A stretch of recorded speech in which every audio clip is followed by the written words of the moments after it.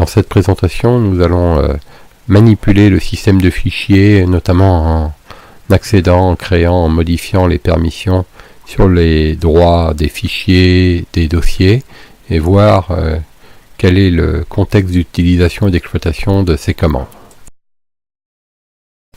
Alors nous avons vu également que la commande cat, concatenat, est une commande qui permet d'afficher le contenu d'un fichier. Alors c'est pas une commande qui est normalement conçue pour faire ça.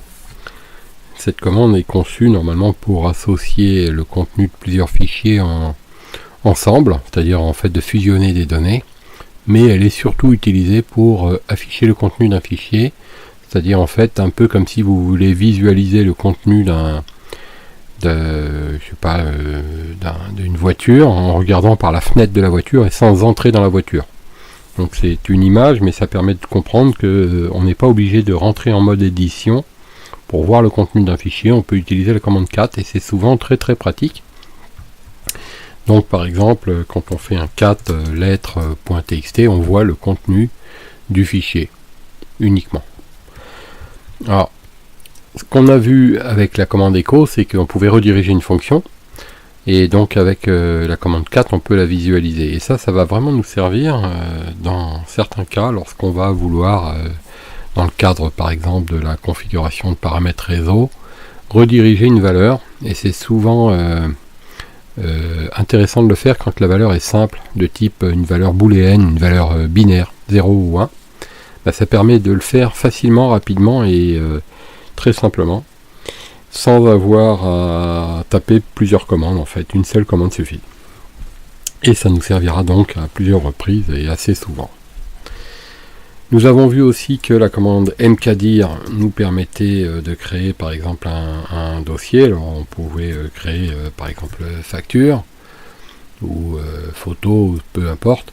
Alors ce qu'on peut faire aussi, c'est que avec la commande mkdir, on pourrait créer un dossier comme ça, vous voyez, photo, hiver, et se dire tiens, là ça va me créer dossier photo / hiver. Alors en réalité non, ce qu'on souhaiterait, c'est créer une arborescence contenant le dossier photo en tant que dossier parent, qui contiendrait lui-même un dossier hiver qui serait son dossier enfant.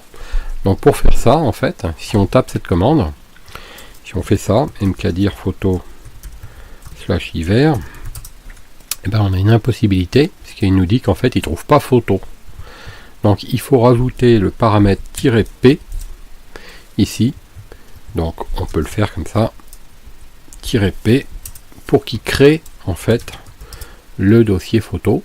Et si on regarde où nous déplaçons dans le dossier photo, comme là, avec la commande cd, cd ça permet de changer de dossier, change directory. Donc change directory qu'on abrège en cd. Et si on va donc dans photo et qu'on regarde ici, on a donc un dossier hiver.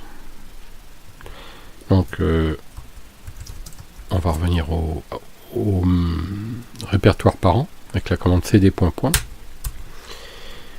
Donc on vient de voir que avec cette commande mkdir photo / hiver-p, donc c'est une commande qui permet de créer l'arborescence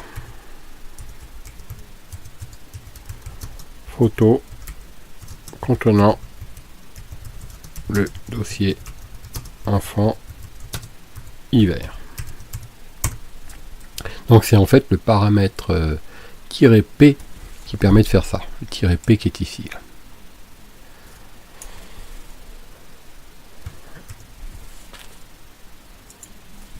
On a vu également que cd, qui voulait donc dire change directory, permet donc de se déplacer dans l'arborescence, et donc ça permet notamment de se promener dans tout le système de fichiers. Alors on peut le faire de deux manières. On se déplace en invoquant toujours la racine.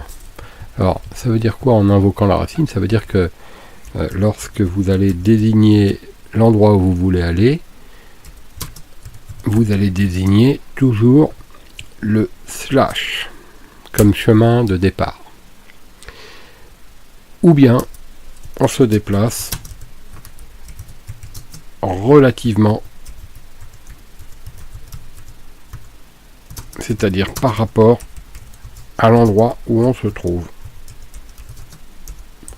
Et alors là, c'est moins utilisé parce que c'est moins utilisable, notamment lorsqu'on est dans un système de fichiers Linux et qu'on maîtrise bien le système de fichiers Linux, on n'utilise quasiment jamais cette façon de faire.